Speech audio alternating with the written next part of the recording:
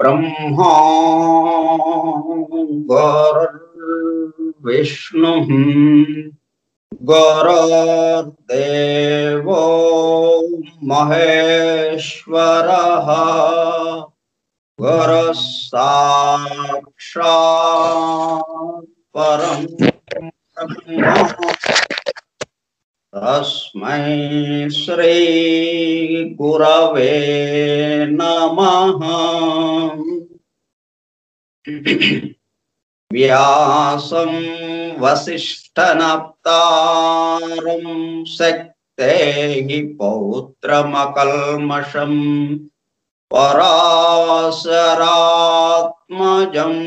वन्दे सुकतातं तपोनिधिम् शुक्लाम्बरधरं विष्णुं शशिवर्णं चतुर्भुजं प्रसन्नवदनं ध्यायेत् सर्वविघ्नोपशान्तये। अगज आनन पद्मार्कं गजाननमहर्निशम् अनेकदं तं भक्तानाम् एकदन्तमुपास्महे। वक्रतुण्ड महाकाय कोटिसूर्यसमप्रभा निर्विघ्नं कुरु मे देवा सर्वकार्येषु सर्वदा। सरस्वती नमस्तुभ्यं वरदे कामरूपिणी विद्यारम्भं करिष्यामि सिद्धिर्भवतु मे सदा। ॐ भूर्भुवः स्वः ॐ तत्सवितुर्वरेण्यं भर्गो देवस्य धीमहि धियो यो नः प्रचोदयात्।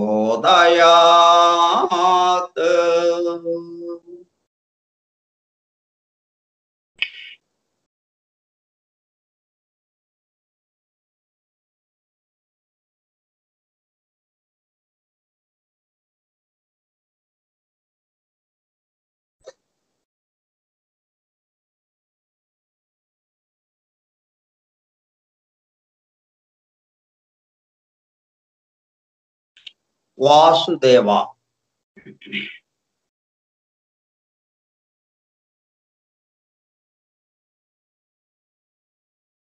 వాసుదేవ. శ్రీపాద శ్రీవల్లభ చరితామృతము గ్రంథ పఠనము కార్యక్రమము 10వ రోజు, తేదీ 24/6/2021, గురువారము, సాయంత్రం 4:30 గంటలు. ఈ గ్రంథ పఠనము కార్యక్రమము ఎందుకు ఏర్పాటు చేయబడినది? మనం గ్రంథ పఠనం పఠించే ముందు కొన్ని విషయాలు అప్పుడప్పుడు చెప్పుకుంటున్నాం. అవి చాలా ముఖ్యమైన విషయాలు. అవి చాలా నిగూఢమైనటువంటివి, గూఢార్థముగా ఉండే విషయాలు మనకు అందుతూ ఉన్నాయి. అవి వాటిని గురించి కొద్దిగా చెప్పుకుని ఆ తర్వాత గ్రంథ పఠన కార్యక్రమంలోకి వెళ్దాం. ఈ గ్రంథ పఠనము కార్యక్రమము ఎందుకు ఏర్పాటు చేయబడినది? ఎవరిచే ఏర్పాటు చేయబడినది?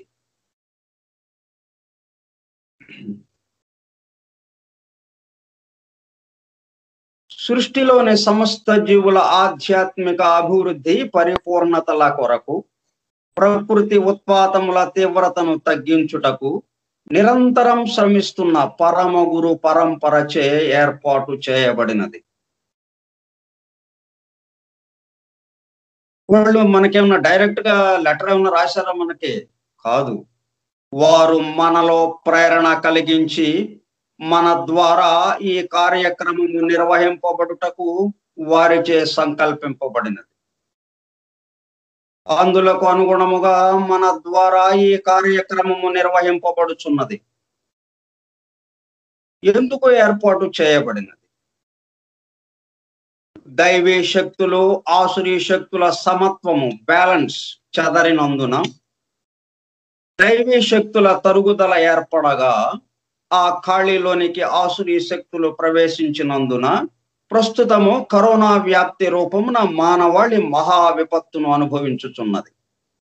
చెదరిన సమత్వమును నిలుపుటకు, దైవీ శక్తుల తరుగుదలను భర్తీ చేయుటకు గ్రంథ పఠనము ద్వారా దైవీ శక్తులు పెంపొందించబడి దైవీ శక్తుల ఆసురీ శక్తుల మధ్య సమత్వము ఏర్పడగా ఆ ప్రయత్నముగా కరోనా వ్యాప్తి చెందుట అనే మహా విపత్తు అదృశ్యము కాగలదు.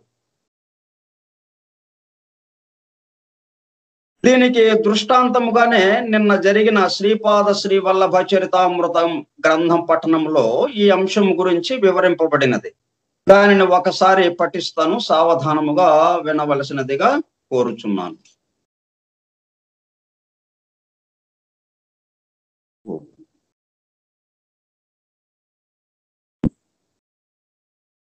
దానికి ముందుగా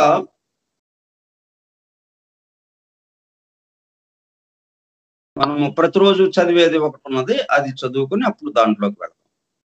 శ్రీపాద శ్రీవల్లభ చరితామృతం గ్రంథ పఠనము కార్యక్రమము 10వ రోజు, తేదీ 24/6/2021, గురువారం, సాయంత్రం 4:30 గంటలు.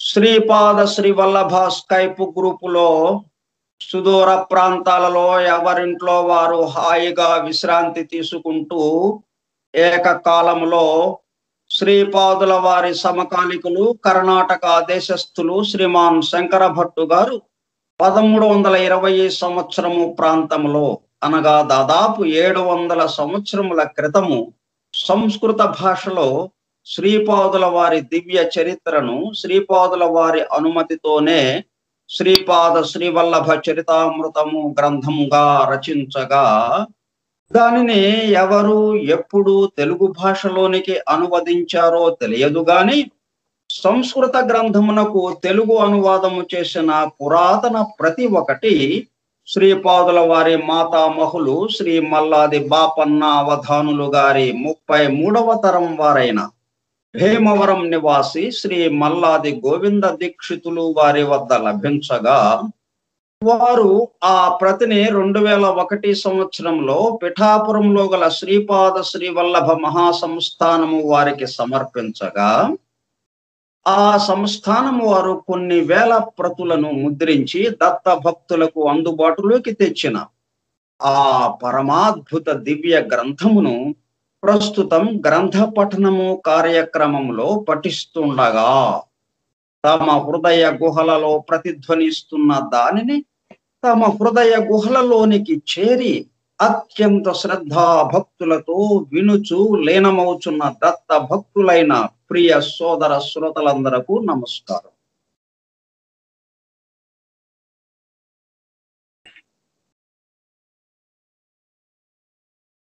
ఇప్పుడు కరోనాకి సంబంధించి మనం ఎలాగైతే బాధపడుతున్నామో ఆ సమయంలో కూడా శ్రీపాదుల వారు పీఠికాపురంలో ఉన్న సమయంలో కూడా విషూచి అంటే కలరా వ్యాధి వ్యాపించినప్పుడు దానికి సంబంధించిన వివరం చదువుకుంటే మనకి అప్పటికి ఇప్పటికీ ఆ పోలిక తెలుస్తుంది మనకి. పీఠికాపురం గ్రామంలో విషూచి అంటే కలరా ప్రబలను. అంటే ఇప్పుడు మనకి కరోనా వ్యాప్తి చెందుతూ ఉన్నది. అలాగా అనేక మంది జనులు మరణించసాగిరి. జలదోషము వలన క్రిముల వ్యాప్తి జరుగుచుండెననియు ఇది అంటురోగముగా వ్యాప్తి చెందుచుండెననియు వైద్యులు తేల్చింది. మనకి సాధారణంగా వాళ్ళు చెప్పేది అదే కదా. అంటే వుహాన్ చైనా దేశంలోకి చైనా దేశానికి సంబంధించిన వుహాన్ నగరం ల్యాబ్ లో నుంచి ఇవి బయటకు వచ్చినాయి, ఇవి ప్రపంచం మీదకు వాళ్ళు వదిలేరు అనేది ఒక ఆరోపణ. సరే ఎలాగొచ్చిందో ఏదో కానీ మొత్తానికి ప్రపంచం అంతా వ్యాపిస్తూ ఉన్నది. అది దానివల్ల జనులు చాలా మంది మరణిస్తూ ఉన్నారు. అది జరుగుతూ ఉంది. వైద్యులు ఏం తేల్చారు? జలదోషము వలన అనేది తేల్చారు. అంటే మనం తుమ్మిన దగ్గిన మాట్లాడిన ఆ నోటి తుంపరల ద్వారా, ఆ తుమ్మిన తుంపరల ద్వారా, ఆ దగ్గినప్పుడు వచ్చే తుంపరల ద్వారా, అంటే నీటి తుంపరల ద్వారా, మన నోటిలో నుంచి వచ్చే తుంపరల ద్వారా అవతల వాళ్ళకి అది వ్యాప్తి చెందుతూ ఉన్నది అని వైద్యులు తేల్చారు. కానీ మన ఋషులు ఎలాగ తేల్చారు దాన్ని? అంటే ఆయన ఋషులకి ప్రతినిధిగా ఉన్నటువంటి అప్పుడు ఈ బాపన్న అవధానులు గారు ఏం చెప్పారో చూద్దాం. భయ విహ్వలులైన జనులు ఈ మహమ్మారి నుండి తమను రక్షించవలసినదనియు జనహితార్థము శాస్త్రములలో చెప్పబడిన ఉపాయములను అన్వేషించి సత్వరమే తగు చర్యలను గైకొనవలసినదియు బాపనార్యులను ప్రార్థించారు. బాపనార్యులు అంతర్దృష్టితో అవలోకించి ఇది జలదోషము వలన కాదనియు వాయుమండలము నందలి కాలుష్యము వలన అనియు తెలుసుకున్నది. అది ఇప్పుడు కరెక్ట్ గా సరిపోతుంది మనకి. వాయుమండలంలో ఉన్నటువంటి ఆ వాయు కాలుష్యం వల్ల ఇది వచ్చింది. వాయుమండలంలో ఏముంటాయి? మన ఆలోచనలు, ఈ సమస్త జనుల యొక్క ఆలోచనలు. వీళ్ళ యొక్క ఆలోచన ఎలాగుంది? స్వార్థం, దగ, మోసం. ఈ విధంగా అవతల వాడి నుంచి ఎలాగా లాక్కోవాలి, ఇటువంటి ఆలోచన ఎక్కువైపోయింది కదా మనకి. ప్రపంచం మొత్తం మీద వ్యాపార ధోరణి, అవతల వాడి నుంచి ఎలాగ లాక్కోవాలి, ఈ ధోరణి పెరిగినందువల్ల ఏమైంది? అంతా వాయుమండలంలోకి చేరిపోయింది ఈ ఆలోచన అంతా. దాంతో ఆ దైవీ శక్తి యొక్క ఇది తగ్గిపోయి ఆసురీ శక్తి దాంట్లోకి ప్రవేశించింది. కాబట్టి ఆ వాయుమండలం నందలి కాలుష్యం వలన అనియు తెలుసుకున్నది. శ్రీ బాపనార్యులు చెప్పున్నది వైద్య శాస్త్ర విషయంలోకి వ్యతిరేక్తమనియు అందువలన ఆమోదయోగ్యము కాదనియు వైద్యులు నిర్మోహమాటముగా తెలిపిరి.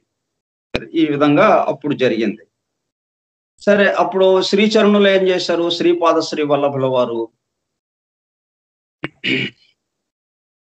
అంతట శ్రీచరణులు గ్రామదేవతను బలిని కోరవద్దని తాను ఆదేశించినట్లును, అంటే వీళ్ళందరూ గ్రామదేవతకి బలులు ఇస్తా ఉన్నారు ఆ సమయంలో, అట్లాగా వద్దు అని ఆ గ్రామదేవత శ్రీపాదుల వారి ఆజ్ఞ మేరకు సముద్ర స్నానము చేయుటకు వెళ్ళననియు కేవలము పాల పొంగళ్ళు సమర్పించిన రక్షా కాళికా రూపము శాంతించునని ఈ విషయమును గ్రామ ప్రజలకును పరిసర గ్రామ ప్రజలకును తెలియపరచుటకు చర్మకారునొకని పిలిచి చర్మ వాయిద్యముతో దండోరా వేయమని చెప్పవలసినదియు తెలియజేశారు. దండోరా ఎవరి చేత వేయించముందురని అడుగగా విషూచి సోకి రోగగ్రస్తుడైన వెంకయ్యతో నా మాటగా చెప్పమని చెప్పారు.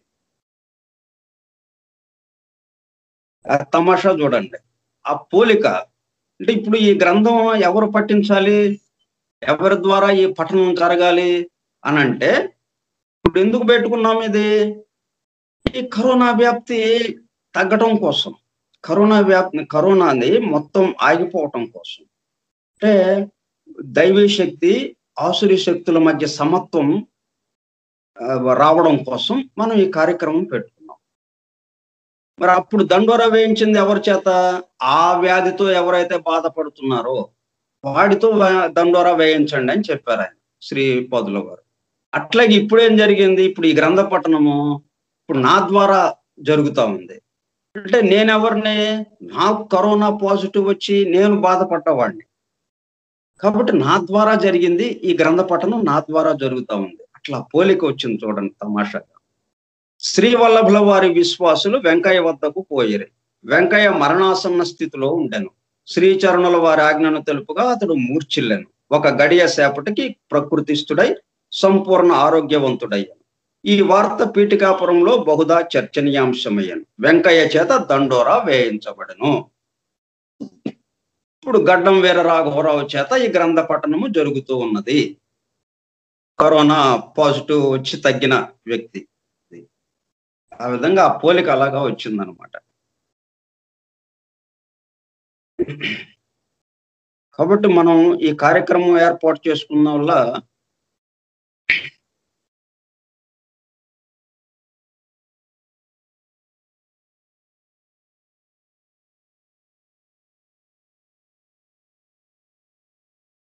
రెండు ప్రయోజనాలు. ఒకటి, ఈ దైవీ శక్తి ఆసురీ శక్తుల యొక్క సమత్వం, బ్యాలెన్స్ ని సరిచేయటం, బ్యాలెన్స్ ఉండేటట్టుగా చేయటం. బ్యాలెన్స్ ఉండేటట్టు చేస్తే అప్రయత్నంగా ఈ మహమ్మారి అనేది, ఈ కరోనా మహమ్మారి అప్రయత్నంగా అదృశ్యమైపోతుంది. ఎందుకంటే దానికి అవసరం లేదు. అది ఎందుకు వచ్చింది? ఖాళీ ఉంది కాబట్టి వచ్చింది. ఆ ఖాళీని భర్తీ చేసాం దైవీ శక్తితో, ఇంకా ఖాళీ లేదు కాబట్టి వెనక్కి వెళ్ళిపోతుంది. అది ఆ పద్ధతులు జరుగుతూ ఉంది. ఈ కార్యక్రమాన్ని మనం చేసుకుంటున్నాం కాబట్టి అప్రయత్నంగా ఈ దీంట్లో ఎవరైతే పాల్గొన్నారో వాళ్ళకి వాళ్ళ యొక్క దేహం అంతా కూడా, దేహాణువులన్నీ కూడా పరిపూర్ణంగా మారిపోయి పరిపూర్ణ స్థితిని, ఆనంద స్థితిని అనుభవించడానికి ఆ దైవానుభూతికి అవకాశం ఏర్పడుతుంది. అందుకని మనం ఈ కార్యక్రమాన్ని ఏర్పాటు చేసుకున్నాం అన్నమాట. సరే, ఈ రోజు అధ్యాయం అంటే ఈ రోజు అధ్యాయం 7లో ఈ నరసావధానులకి శ్రీపాద శ్రీవల్లభులకి మధ్యన సంవాదం జరుగుతుందన్నమాట. ఈ సంవాద రూపంలో సృష్టి యొక్క రహస్యాలు ఎన్నో వివరించారు. దీంట్లో కొంచెం జాగ్రత్తగా మనం విందాం. అది అయితే ఆ డీటెయిల్స్ లోకి మనం వెళ్ళిపోకుండా, మళ్ళీ ఆ డీటెయిల్స్ వరకే మనం ఆగిపోకుండా, ఆ వివరాలన్నిట్లోనూ, ఆ సృష్టి రహస్యాలన్నిట్లోనూ అంతర్భూతంగా మొత్తం వ్యాపించి ఉన్నవాడెవడో అది మనం గుర్తుపెట్టుకోవాలి.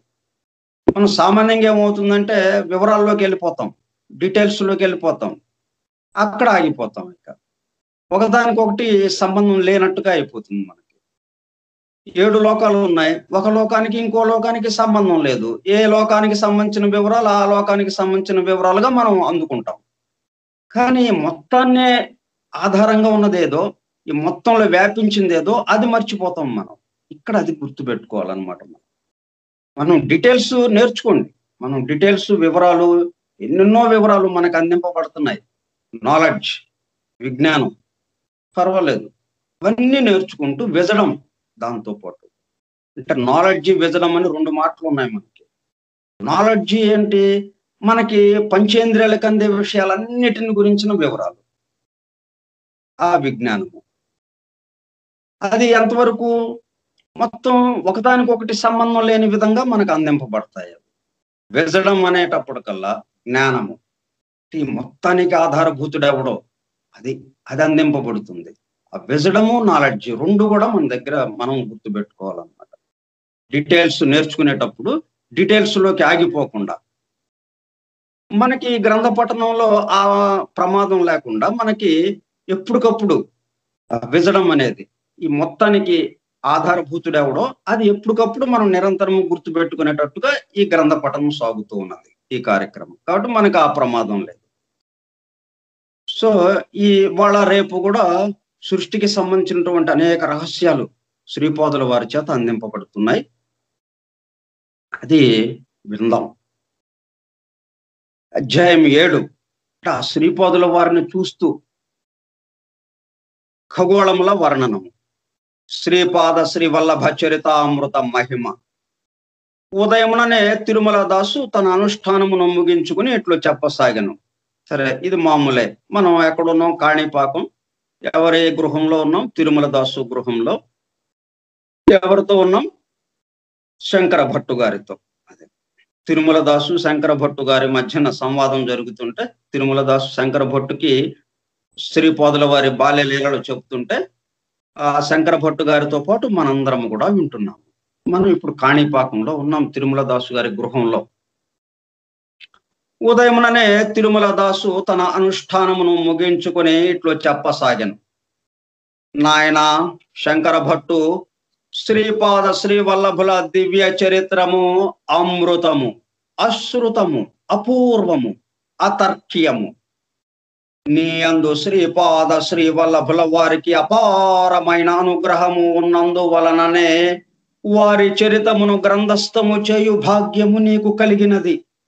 మహాపండితులకు కూడా అలభ్యమైన ఈ మహాభాగ్యము నీకు లభ్యమగుట కేవలము శ్రీవారి సంకల్పమే. శ్రీపాదులు ఒకే సమయంలో అనేక స్థలములందు దర్శనమొసంగుట.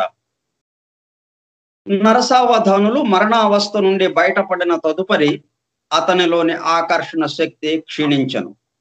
అతడు గతములో ధ్యానములో కూర్చుని ఏ మనుష్యుని అయినను ధ్యానించినచో ఆ మనుష్యుడు ఎంత దూరంలోనున్ననో అచట నుండి బయలుదేరి నరసావధానుల కడకు వచ్చి తీరేవాడు. ఆ శక్తి ఇప్పుడు క్షీణించను. గతంలో అతనిని చూచి భయపడిన వారు, ప్రశంసలతో ముంచెత్తిన వారు ఇప్పుడు అతనికి ఏమాత్రము భయపడుటలేదు. అవసరమని తోచిన ఎడల విమర్శలతో అతనిని బాధించుచుండిరి. అతని ఆర్థిక స్థితి కూడా క్షీణించసాగను. 2 పూటల భోజనము లభించు వనరులు కూడా క్షీణించసాగను. తన దుస్థితికి విలపించుచు అతడు వీధిలోనికి వచ్చెను. శ్రీ బాపన్నావధానులు గారు తమ మనుమని ఎత్తుకుని తమ గృహమునకు పోవుచుండిరి. రాజశర్మ గారింటి నుండి ఒక వీధి మలుపు తిరిగిన బాపనారుల ఇంటికి పోవు వీధి వచ్చును. శ్రీ చరణులు తమ ఇంటి వద్ద కంటే తాతగారి ఇంటి వద్దనే ఎక్కువ కాలక్షేపము చేయుచుండెడివారు. శ్రీ నరసింహవర్మ గారింటికిని శ్రీ పైండా వెంకటప్పయ్య శ్రేష్ఠి గారింటికిని యథేచ్ఛగా పోవుచుండెడివారు. నరసావధానులు శ్రీపాదుల వారితో మాట్లాడవలనని తలచను. ముద్దుల మూటగట్టు ఆ దివ్య శిశువుని ఒక్కసారి ఎత్తుకుని ముద్దాడవలనని వానికి తోచెను. నరసావధానులు బాపనార్యులతో పాటు అటు పోవచ్చున్న శ్రీవల్లభుల వారిని చూచెను. నరసావధానుల వంక శ్రీవల్లభులు చూచి చిరునవ్వు నవ్విరి. ఆ చిరునవ్వు సమ్మోహకముగా నుండెను. తదుపరి నరసావధానులు వెచ్చములు తీసుకునదలచి శ్రేష్ఠి ఇంటికి పోయెను. అచ్చట శ్రీపాద వల్లభులు శ్రీ వెంకటప్పయ్య శ్రేష్ఠి గారి ఒడిలో నుండెను. శ్రీపాదులు నరసావధానుల వంక దృష్టి సారించి విలాసముగా నవ్విరి. నరసావధానుల వెచ్చములు తీసుకుని ఇంటికి వచ్చి అచ్చట నుండి నరసింహవర్మ గారింటికి పోయెను. ఆ సమయమున శ్రీ వర్మగారింట్లో శ్రీ వల్లభులు వర్మగారి భుజములపై నెక్కి కూర్చునిండుటను చూచిరి. శ్రీ వల్లభులు నరసావధానులను చూచి విలాసముగా నవ్విరి. ఈ విధముగా ఒకే సమయంలో శ్రీ వల్లభులు మాతామహుల ఇంటను, వర్మగారింటను, శ్రేష్ఠి గారింటను ఉండుటను గమనించిరి. ఇది కలయ, వైష్ణవ మాయయా అని నరసావధానులు మీమాంసలో పడెను. ఊరిలోని జనులు తనను పరిపరి విధములుగా ఆడిపోసుకునుచుండిరి. పాదగయ క్షేత్రంలోని స్వయంభూదత్తుని విగ్రహము మాయమొగటకు తానే కారణమని నిందించుచుండిరి. గమ్యము లేని యాత్రికుని వలె నరసావధానులు వీధుల వెంట తిరుగాడెను. పిచ్చివాని వలె ఇంటికి చేరెను. నరసావధానులు భార్య పిచ్చివాని వలెనున్న తన భర్తను చూచి మిగుల దుఃఖించెను. తన బాధను వెళ్ళగ్రక్కుకొనుటకు పూజా మందిరమునకు వెళ్ళెను. ఆమె చూచిన దృశ్యము ఆశ్చర్యకరము. వారి పూజా మందిరంలో శ్రీపాద శ్రీవల్లభులుండిరి. ఆ భార్యాభర్తల ఆనందమునకు అంతు లేకుండెను. తోటకూర వండి అన్నము పెట్టెదమని శ్రీపాదుల వారిని వారు ఎంతో బ్రతిమలాడిరి. అందులకు శ్రీపాదుల వారు ఒప్పుకొనలేదు. కాలకర్మ కారణములు ఒకేసారి కలిసి వచ్చినప్పుడు అలభ్య యోగము కలుగుచుండును. వివేకి అయిన వాడు దానిని గుర్తించి లబ్ధి పొందును, అవివేకి దానిని గుర్తించక నష్టపోవును. ఎట్టకేలకు శ్రీపాదుల వారి ఇంట భోజనము చేయుటకు అంగీకరించింది. ఎట్టకేలకు శ్రీపాదులు వారి ఇంట భోజనము చేయుటకు అంగీకరించింది. అయితే అది ఈ జన్మమున మాత్రము కాదు, మరు జన్మంలో వారు శ్రీ నృసింహ సరస్వతి నామమున పుణ్యభూమి మహారాష్ట్రంలో జన్మించదమనియు, అప్పుడు తప్పక వారింటికి వచ్చి తోటకూరతో వండిన భోజనమును స్వీకరించదననియు వాగ్దానము చేశాను. శ్రీ గణేష చతుర్థిన అవతరించిన తనలోని గణేష అంశతో గజానన నామమున ఒకానొక మహాత్ముడు కొన్ని శతాబ్దముల తదుపరి తన జన్మస్థానమునకు దగ్గరలోనే జన్మించునని వారు తెలిపిరి. సూర్య చంద్రాదుల గతులను మార్చుటాయినను సాధ్యము కావచ్చునేమో గాని ఎట్టి పరిస్థితులలోనూ శ్రీపాదుల వారి వాగ్దానములను మార్చుట ఎవరికి సాధ్యము కాదు. వారి ఆదేశములను అనుసరించియే పంచభూతములతో సహా సృష్టి అందలి సమస్త జీవులను వ్యవహరించవలసి ఉండును. వాగ్దాన పరిపాలనమునందు వారు దృఢ వ్రతులు, సత్యవ్రతులు. జగములు కదలినను యుగములు మారినను వారి లీలలు మాత్రము నిత్య సత్యములుగాను అత్యంత నవీనముగాను ఉండును. ఆ పూజా మందిరంలోనున్న శ్రీపాదులు వారు నరసావధానులకును అతని ధర్మపత్నికిని హితోపదేశములు చేసిరి. ఈ హితోపదేశములు దత్త భక్తులందరకును ఎంతో ప్రయోజనకరమైనవి. నరసావధానులకును శ్రీ వల్లభుల వారికిని ఈ ప్రకారముగా సంభాషణ జరిగినది. మనకి భగవద్గీత కృష్ణుడు అర్జునుడి సంవాదం లాగా, వారిద్దరి మధ్యన సంభాషణ లాగా అది మొత్తం అందరి కోసం ఇచ్చింది ఆ భగవద్గీత. అట్లాగే ఇప్పుడు ఈ సంవాదం కూడా మనందరి కోసం, దత్తభక్తులందరి కోసం. నరసావధానులకు వారి పూజా మందిరమందున్న శ్రీపాద శ్రీ వల్లభులకు మధ్య సంభాషణ. నరసావధానులకు శ్రీపాదుల వారి ఉపదేశములు. ప్రశ్న: నీవెవరవు? దేవతవా, యక్షుడువా, మాంత్రికుడువా? ఉత్తరం, సమాధానం: నేనే. పంచభూతాత్మకమైన ఈ సృష్టిలోని ప్రతి అణువణువునందును అంతర్లీనముగానున్న అదృశ్య శక్తిని నేనే. పశు పక్ష్యాదులు లగాయతు సమస్త ప్రాణకోటి యందును మాతృస్వరూపముగాను పితృస్వరూపముగాను ఉన్నది కూడా నేనే. సమస్త సృష్టికి గురు స్వరూపము కూడా నేనే.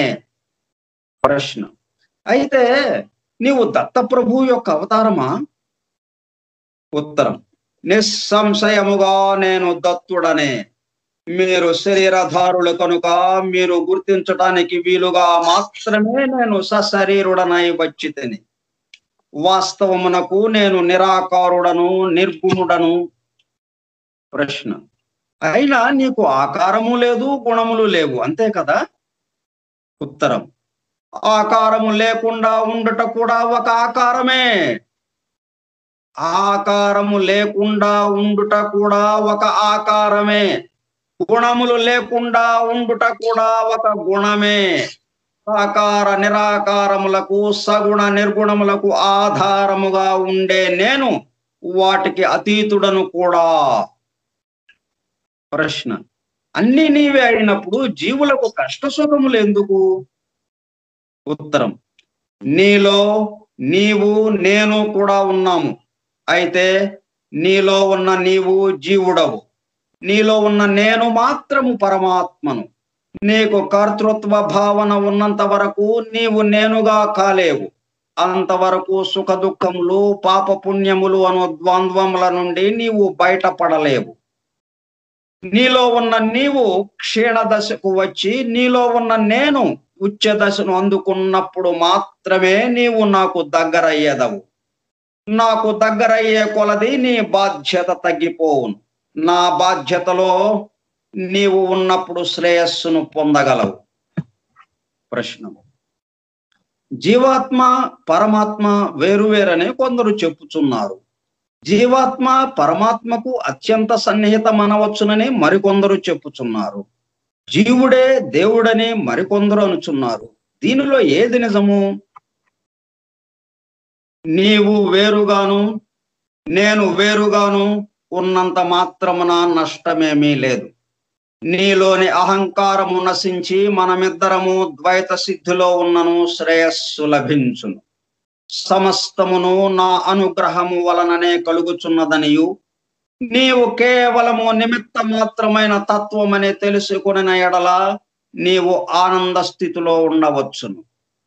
మోహము క్షయము నొందుటయే మోక్షము గనుక నీవు ద్వైత స్థితిలోనూ మోక్ష సంసిద్ధిని పొందగలవు.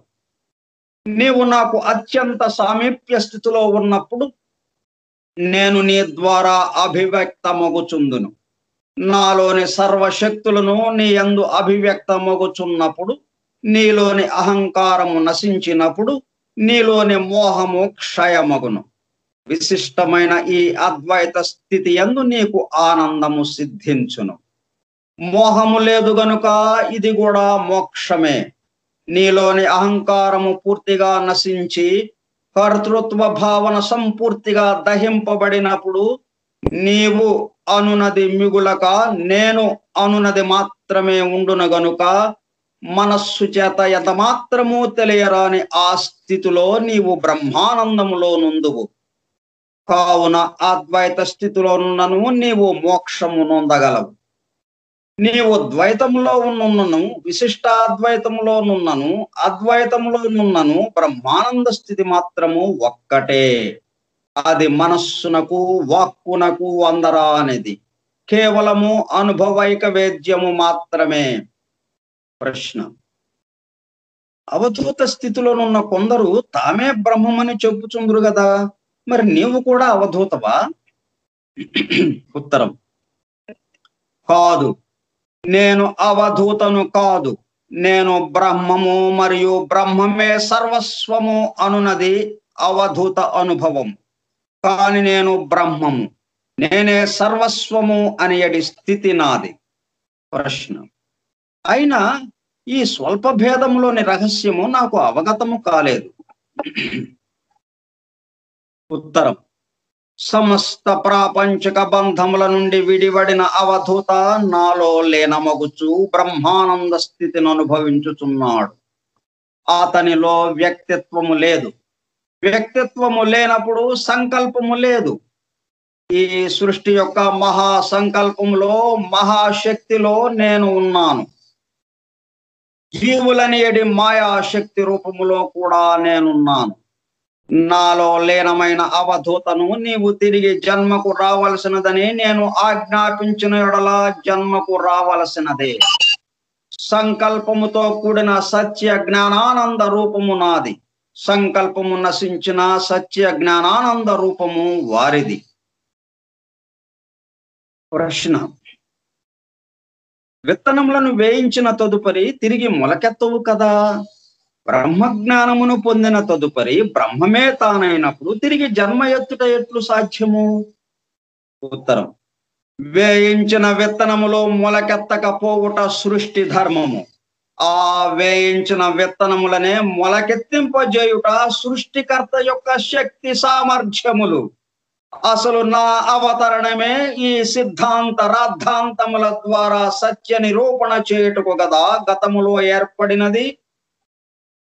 ప్రశ్న: దత్తప్రభు శ్రీపాద వివరించవలసినది. ఉత్తరం: భూత భవిష్యత్ వర్తమానములు అవస్థాత్రయము, సృష్టి స్థితి లయము మొదలైన త్రయములన్నింటినీ అతిక్రమించి నాన్నగారు అత్రి మహర్షిగా ప్రఖ్యాతులైరి. సృష్టి అందలి ఏ జీవి యందును ఏ పదార్థమునందును అసూయ ద్వేషములు లేశమాత్రము లేని కారణమున అమ్మ అనసూయగా ఖ్యాతి గడించినది. బ్రహ్మ విష్ణు రుద్రులకు కూడా ఆధారముగాను అతీతముగాను ఉన్న ఆ పరంజ్యోతి స్వరూపమును దర్శించవలనని అత్రి మహర్షి ఘోర తపస్సు చేసిరి. ఆ పరంజ్యోతి స్వరూపము సృష్టి అందలి ప్రతి ప్రాణిని ప్రతి పదార్థమును అమృత దృష్టితో వీక్షించి అనుగ్రహించవలసినదిగా అనసూయామాత తపమాచరించినది. కర్మ సూత్రమును అనుసరించి జీవులకు సుఖ దుఃఖములు కలుగుచుండును గనుక మహాపాపముల ఫలితములు స్వల్పముగా కలుగునట్లును స్వల్ప పుణ్యములకు మహా ఫలితములు కలుగవలనని సత్సంకల్పములో అనసూయామాత ప్రార్థన చేసేది. కఠినమైన లోహము చేయబడిన శనగల ఆకారమునున్న లోహపు ముక్కలను తన తపోబలముచే జీవంతములైన తినుటకు యోగ్యమైన శనగలుగా అమ్మ మార్చివేసినది. ఖనిజము సంపూర్ణ నిద్రాస్థితిలోనున్న చైతన్యము, వృక్షములు వృక్ష సంబంధ పదార్థములు అర్ధ నిద్రాస్థితిలోనున్న చైతన్యం, జంతువులు పూర్ణ చైతన్యంలోనున్న స్థితి, ఖనిజముగా పుట్టి ఖనిజముగా చచ్చి తరువాత తరుగుల్మాదులుగా జనించి ఆ తదుపరి జంతు జన్మలనెత్తి ఆఖరున మానవ జన్మనెత్తిన మానవుడు వివేక జ్ఞాన వైరాగ్యవంతుడై తనలోని నిద్రాణ స్థితిలోనున్న పరమాత్మ శక్తిని మేల్కొలిపి మోక్షము నొందవలెను. ప్రకృతిలోనున్న పరిణామ క్రమము యొక్క ధర్మములను పరంజ్యోతి అనుగ్రహముతో మార్చివేయవచ్చుననున్నది అమ్మ నిరూపించినది. త్రిమూర్తుల రూపములోనున్న చైతన్యము జాగృతావస్థలోనున్నది గనుక దానిని నిద్రావస్థలోనికి మార్చి ఆ ఆకారములను పసిబిడ్డల రూపములోనికి మార్చివేసినది.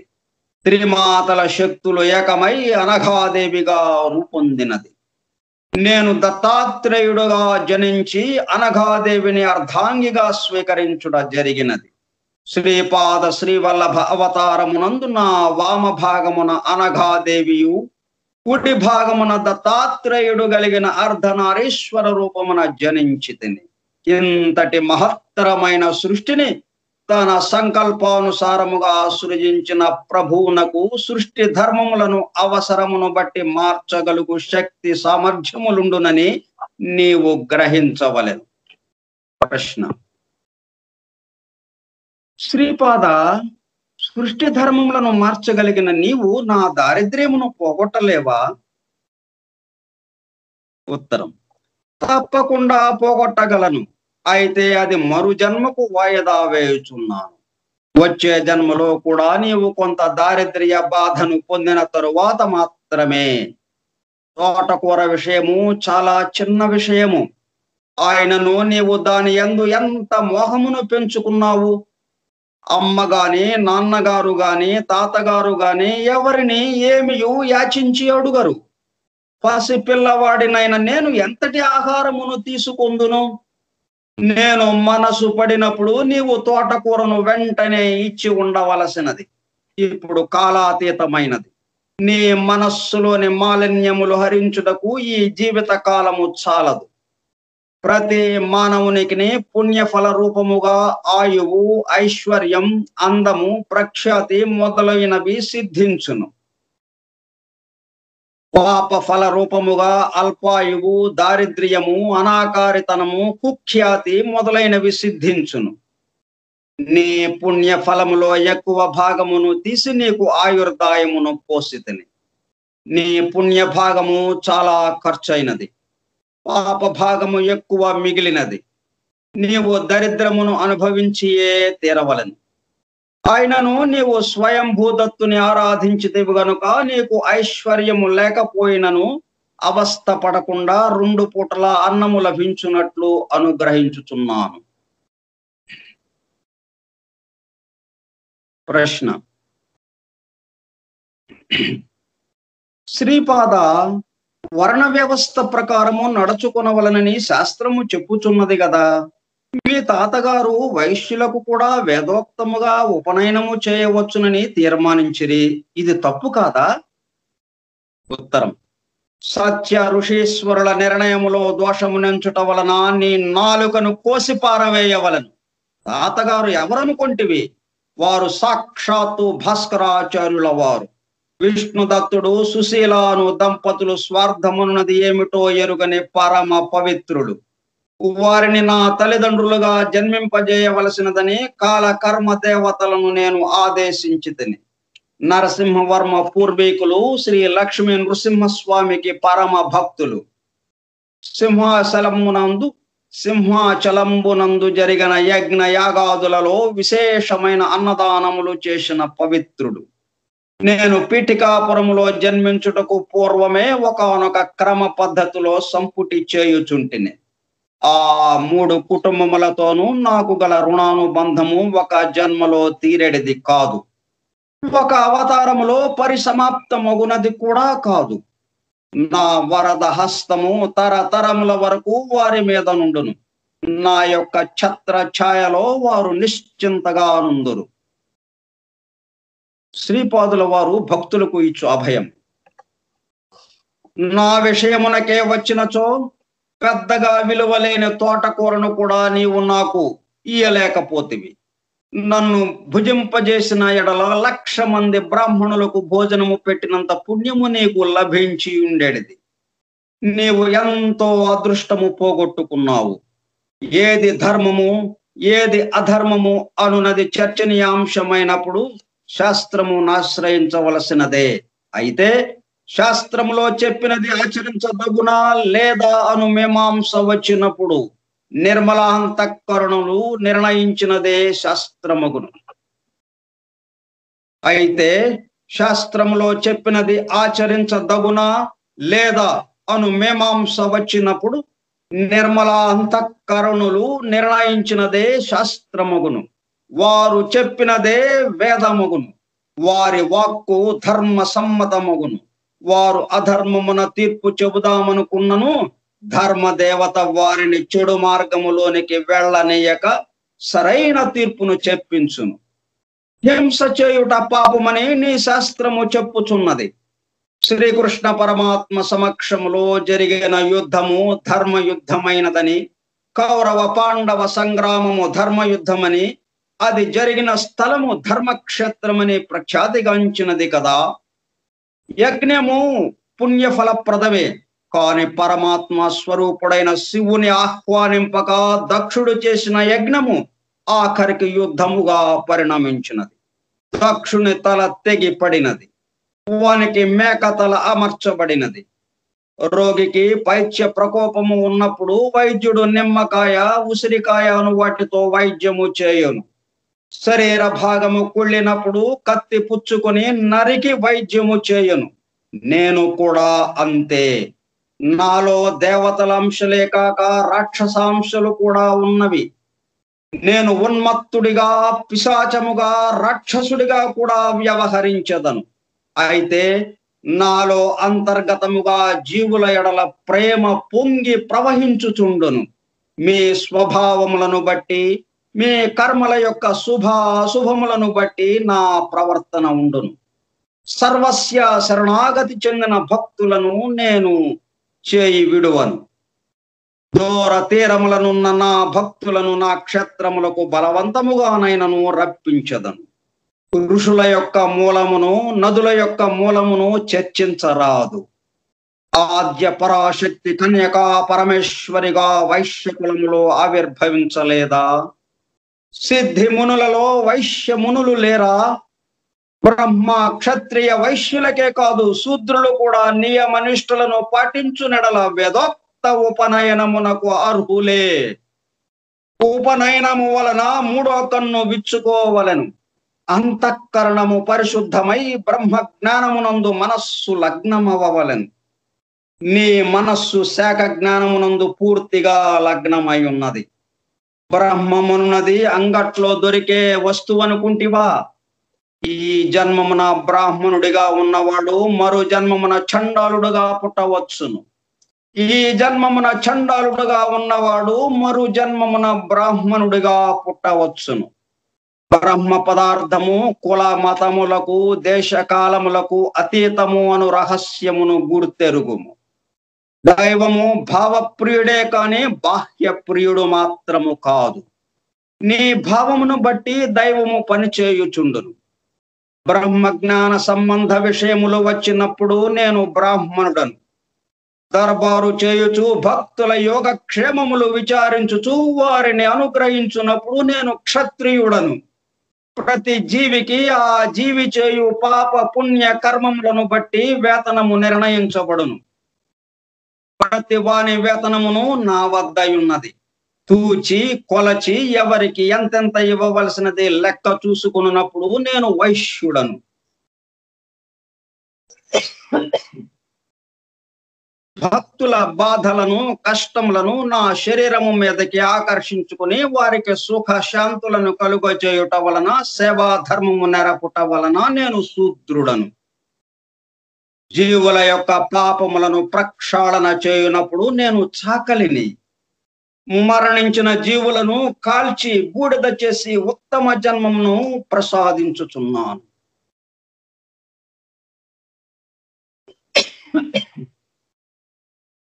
మరణించిన జీవులను కాల్చి బూడిద చేసి ఉత్తమ జన్మను ప్రసాదించుచున్నాను. అందుచేత నేను కాటి కాపరిని. ఇప్పుడు నేను ఏ కులము వాడినో తేల్చి చెప్పవలసినది. ప్రశ్న: శ్రీపాద, క్షమించవలసినది. నేను అజ్ఞానిని. నీవు దత్త ప్రభువే. సర్వజీవులకు ఆశ్రయము నీవే. అసలు ఈ సృష్టి ఏ విధముగా ఏర్పడినదో తెలియజేసి నన్ను కృతార్థుడిని చేయవలసినది. లోక అలోక వర్ణన అది మనం రేపు చెప్పుకుందాం.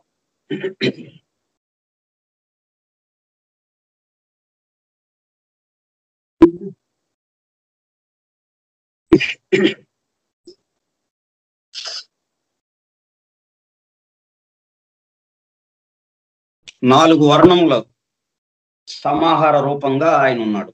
చూడండి, ఎవరిని కాదంటాం, ఎవరిని తక్కువ అంటాం, ఎవరిని ఎక్కువ అంటాం. ఓకే, ఈ రోజుకి ఇది ముగించుకుని రేపు అలోక వర్ణన ఇంకా మిగతా ఉపదేశాలు కానీ విషయాలు మనం రేపు తెలుసుకుందాం శ్రీపాదుల వారి ద్వారా. నరసావధానులు మన బదులుగా నరసావధానులు ప్రశ్న వేస్తున్నారు. మనకు వచ్చే ప్రశ్నలు ఇవన్నీ.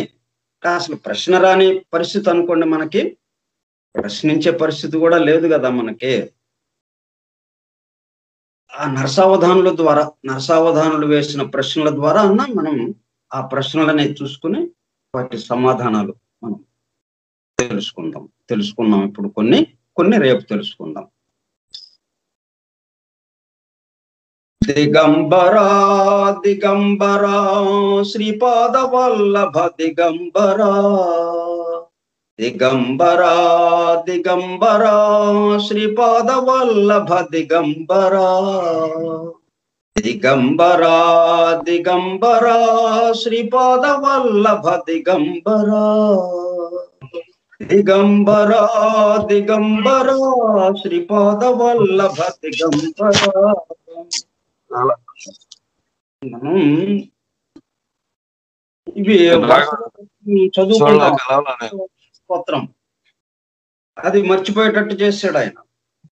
అది చదవకుండా పట్టణంలోకి వెళ్ళిపోయాం కాబట్టి ఇప్పుడు ఆయన స్తోత్రం చేసుకుందాం. ఓం సర్వ జగద్రక్షాయ గురుదత్తాత్రేయ శ్రీపాద శ్రీవల్లభ పరబ్రహ్మణే నమః. శ్రీపాద వల్లభ స్తోత్రం. శ్రీపాద వల్లభ గురోః వదనారవిందం వైరాగ్య దీప్తి పరమోజ్వలమద్వితీయం మందస్మితం సుమధురం కరుణార్ద్రనేత్రం సంసారతాపహరణం సతతం స్మరామి. శ్రీపాదవల్లభ గురోః కరకల్పవృక్షం భక్తేష్టదాన నిరతం రిపు సంక్షయం వై సంస్మరణమాత్రచితి జాగరణం సుభద్రం సంసార భీతి శమనం సతతం భజామి. శ్రీపాదవల్లభ గురోః పరమేశ్వరస్య योगीश्वरस्य शिवशक्ति समन्वितस्य श्रीपर्वतस्य शिखरं खलु सन्निविष्टं त्रैलोक्यपावनपदाब्जम् अहं नमामि। त्रैलोक्यपावनपदाब्जम् अहं नमामि। त्रैलोक्यपावनपदाब्जम् अहं नमामि। दिगंबरा दिगंबरा श्रीपादवल्लभ दिगंबरा दिगंबरा दिगंबरा श्रीपादवल्लभ दिगंबरा दिगंबरा दिगंबरा श्रीपादवल्लभ दिगंबरा दिगंबरा दिगंबरा श्रीपादवल्लभ दिगंबरा दिगंबरा दिगंबरा श्रीपादवल्लभ दिगंबरा। स्वस्ति प्रजाभ्यः परिपालयन्तां न्याय्येन मार्गेण महीं महिषाः। ओ ब्राह्मणेभ्यः शुभमस्तु नित्यं। लोकाः समस्ताः सुखिनो भवन्तु। लोकाः समस्ताः सुखिनो भवन्तु। लोकाः समस्ताः सुखिनो भवन्तु। ओम शांति शांति शांति।